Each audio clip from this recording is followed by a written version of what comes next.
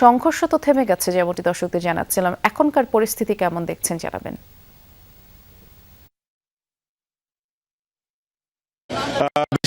সংঘর্ষ থেমে গেছে আর পরিস্থিতি অনেকটাই আইন শৃঙ্খলা রক্ষাকারী বাহিনীর নিয়ন্ত্রণে রয়েছে।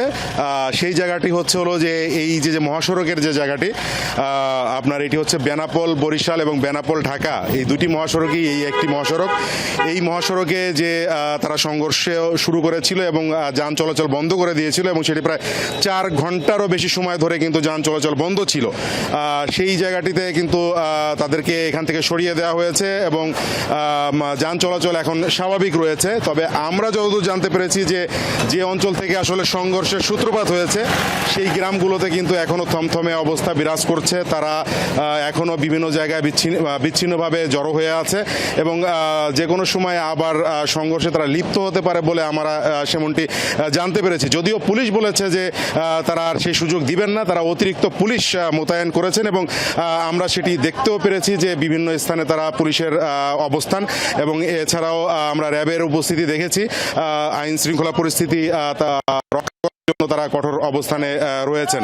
একটি কথা বলি যে সংঘর্ষটি আসলে মূলত এখানে ভাঙ্গা উপজেলার 2টি ইউনিয়ন, হামিরদি ইউনিয়ন এবং মানিকদা ইউনিয়ন, এই 2 ইউনিয়নের যে গ্রাম্য মাতুব্বররা রয়েছেন তাদের আসলে আধিপত্য বিস্তারকে কেন্দ্র করেই কিন্তু এই সংঘর্ষ এবং এটি কিন্তু আজকেই প্রথম না। বিভিন্ন সময় এই সংঘর্ষ ছোট বড় বিভিন্ন ধরনের ঘটেই থাকে।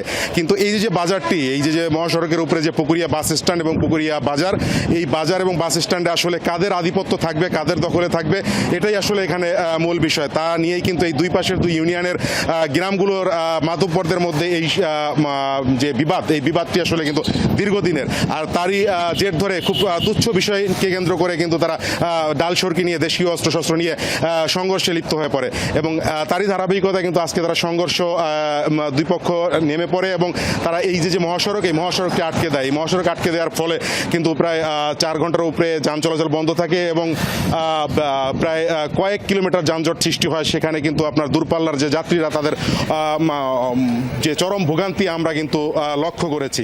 বৃষ্টি, বিস্তারিত জানাচ্ছিলেন, ধন্যবাদ হিমেল।